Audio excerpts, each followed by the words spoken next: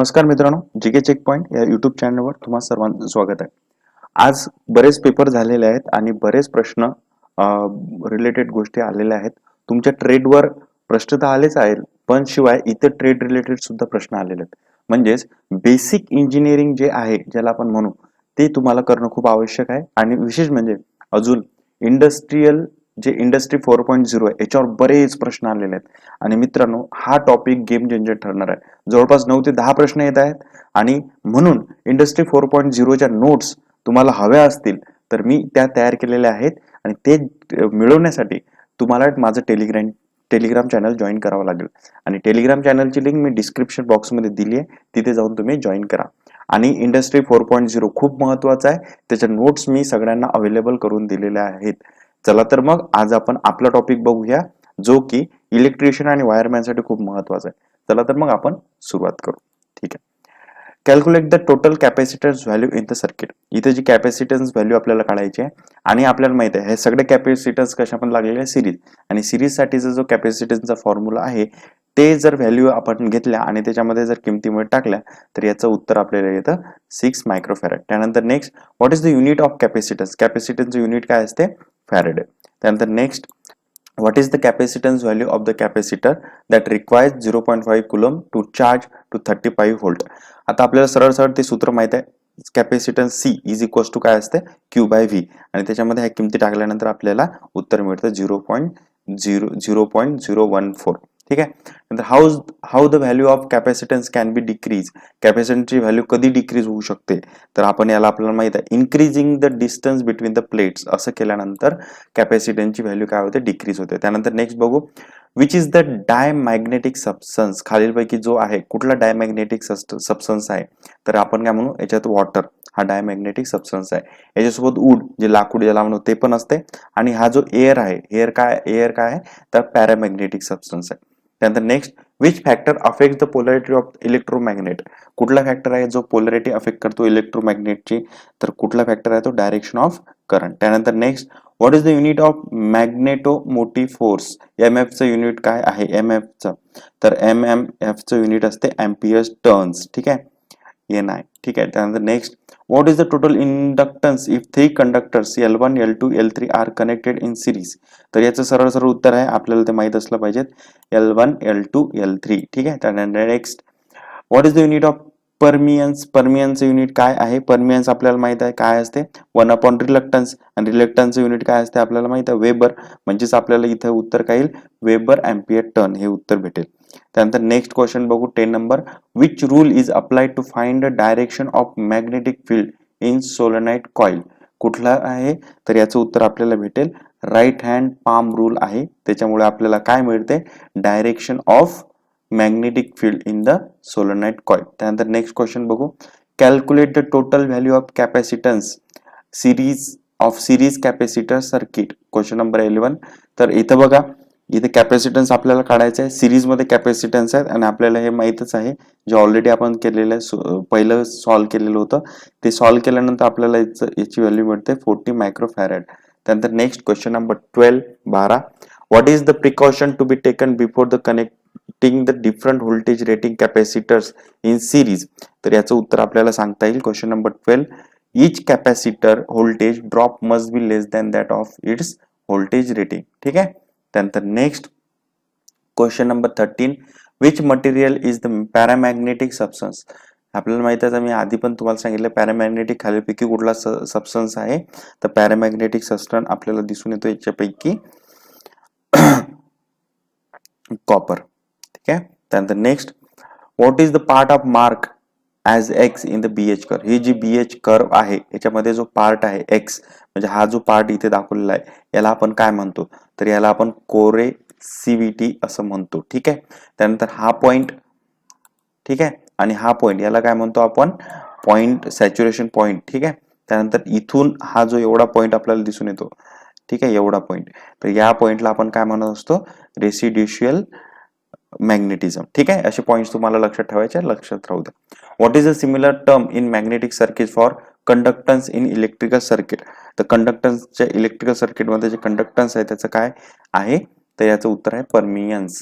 त्यानंतर next what is the unit of reluctance, रिलक्टन्सचं unit काय आहे, question number 16 ampere turns per weber, ठीक आहे. आणि रिलक्टन्स आधी इथंच आपण साईडला मगाशी काय पाहिलं होतं, परमियन्स, परमियन्सचाच असं काय असतो 1/रिलक्टन्स, म्हणजे हे काय उलट होईल त्याचं, एम्पियर टर्न्स वेबर. त्यानंतर next question number 17 which is the correct correction expression of capacitance C if the electrical charge Q and voltage is V.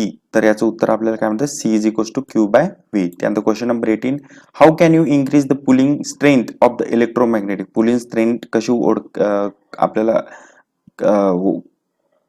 आपण कशी काय वाढू शकतो, तर increase the field intensity. त्यानंतर next which defines the flux density is always lagging behind the magnetizing force. तर याचं उत्तर काय भेटतं आपल्याला, हिस्टेरिसिस, ठीक आहे. त्यानंतर next what is the effect of surrounding metal place in magnetic field, तर याचं उत्तर आपल्याला भेटतं एडी करंट, ठीक आहे. त्यानंतर नेक्स्ट आपण विचार करू in which device the air capacitor are use, कुठल्या डिव्हाइस मध्ये एअर कॅपॅसिटर वापरलं जातं, तर आपण काय म्हणू, रेडिओ रिसिव्हर. विविध प्रकारचे कॅपॅसिटर्स आहेत, त्याचे टाइप्स आहेत, ते टाइप्स काय आहेत ते सगळं तुम्हाला बघायचे आहेत. ते तुम्हाला बघायचे असतील, त्या सगळ्या तुम्हाला नोट्स बघायचे असतील, आणि नोट्स तुम्हाला इंडस्ट्री 4.0च्या सुद्धा हव्या असतील, तर त्या सगळ्या नोट्स मी माझ्या टेलिग्राम चॅनलवर टाकलेल्या आहेत. तिथे जाऊन तुम्ही डाउनलोड करा, फ्री ऑफ कॉस्ट आहे, सगळं काही मिळत आहे तुम्हाला नोट्स. नक्की जॉईन करा, आणि त्या टेलिग्राम चॅनलची लिंक माझ्या डिस्क्रिप्शन बॉक्समध्ये दिली आहे. चला पुढे जाऊया आपण. Question number 22 what will happen if the polarise electrolytic capacitor is reversely connected, तर काय होतं ते explode due to excessive heat, ठीक आहे. त्यानंतर next which is the diamagnetic system, हा आपला झालेलाच आहे, तर कुठला आहे डायमॅग्नेटिक सबस्टन्स, एक वॉटर आहे आणि इथं काय आहे वूड. आणि पॅरामॅग्नेटिक सबस्टन्स कोणता असतो, तर तो असतो आपण काय म्हणू एअर, ठीक आहे. त्यानंतर next question number 24 what is the SI unit of flux density, तर फ्लक्स डेन्सिटीचा एसआय युनिट काय आहे 24, आपण म्हणू टेस्ला.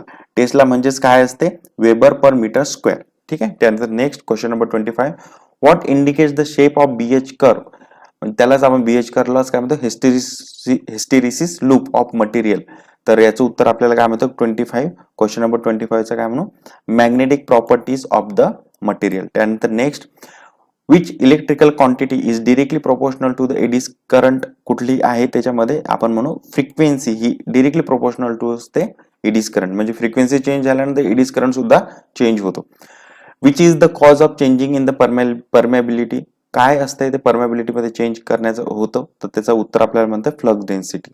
त्यानंतर next which type of capacitor is use for space electronics, आता विविध टाईपचे कॅपॅसिटर्स आहेत आणि त्याचे कुठल्या कुठल्या कशा पद्धतीचे उपयोग आहेत हे तुम्हाला बघणं आवश्यक आहे, त्या नोट्समध्ये सगळं काही दिलेलं आहे. तर इथे कुठलं उत्तर आपल्याला भेटते 28चं इलेक्ट्रोलिटिक टॅल्टम टाईप, ठीक आहे. त्यानंतर next question number 29 what is the effect of electrolytic capacitor if open circuit fault occurs, ठीक आहे. त्यानंतर याचं उत्तर आहे भेटते इट विल नॉट फंक्शन, ठीक आहे. त्यानंतर next question number 30 what will be the change in the value of capacitance if the distance of the plates are decrease in the capacitor, distance decrease केल्यानंतर त्याची कॅपॅसिटन्स मध्ये काय change होईल, तर change काय होईल तर इन्क्रीज, आणि डिस्टन्स वाढवल्यानंतर म्हणजे डिस्टन्स जर त्याच्या दोन प्लेट्स मधलं वाढवलं तर कॅपॅसिटन्स काय होतो डिक्रीज होतो, ठीक आहे. त्यानंतर लक्षात ठेवा which property of the magnet is illustrated, ही जी प्रॉपर्टी आहे मॅग्नेटची ही काय दाखवते आपल्याला, तर आपल्याला डायरेक्शन प्रॉपर्टी दाखवते, ठीक आहे ना, डायरेक्टिव्ह प्रॉपर्टीज दाखवते, कारण पोल्स आहेत आणि पोल्स इकडे तिकडे फिरल्यानंतर नॉर्थ आणि साऊथ यांचं होतं, त्यामुळे पोल्स आहे. Which is a paramagnetic substance, खालीपैकी जे सबस्टन्स दिले आहेत कुठला पॅरामॅग्नेट आहे, तर आपण काय म्हणू एअर, आणि वॉटर काय आहे डायमॅग्नेट, ठीक आहे ना. क्वेश्चन नंबर आपण बघू आता 33. क्वेश्चन नंबर 33 बघा, हा which method of magnetisation is use to make a commercial purpose permanent magnet, तर कुठली मेथड वापरल्या जाते, तिथे वापरल्या जाते इंडक्शन मेथड. त्यानंतर question number next what is the effect of inductance if the distance between the turns increases, इंडक्टन्सवर काय इफेक्ट होणार जेव्हा त्या टर्न्स मधलं डिस्टन्स वाढवलं, टर्न्स मधलं डिस्टन्स वाढवल्यानंतर काय होतं, तर त्याचा इंडक्टन्स सुद्धा वाढतो. त्यानंतर next what is the function of the dielectric insulator in capacitor, capacitor मधलं जे डायइलेक्ट्रिक इन्सुलेटर आहे त्याचं काय फंक्शन आहे, तर काय म्हणू आपण त्याला prevent any current flow between the plates, ठीक आहे. त्यानंतर हे ऑप्शन आपल्याला भेटते. त्यानंतर क्वेश्चन नंबर नेक्स्ट 36 बघूया आपण.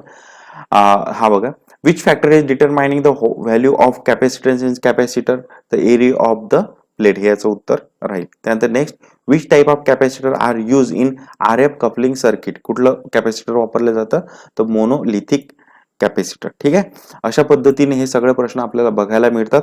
या आधीचे पार्ट तुम्ही बघितले नसेल तर पार्ट 1, पार्ट 2, पार्ट 3 आणि पार्ट 4 मी डिस्क्रिप्शन बॉक्समध्ये दिलेला आहे, तिथे जाऊन तुम्ही बघू शकता. हा पार्ट 5 होता आणि आपण अशाच पद्धतीने तुमची परीक्षा इलेक्ट्रिशियन आणि वायरमॅनची 11 आणि 13 तारखेला तोपर्यंत मला शक्य होईल तितकं मी कव्हर करत राहील.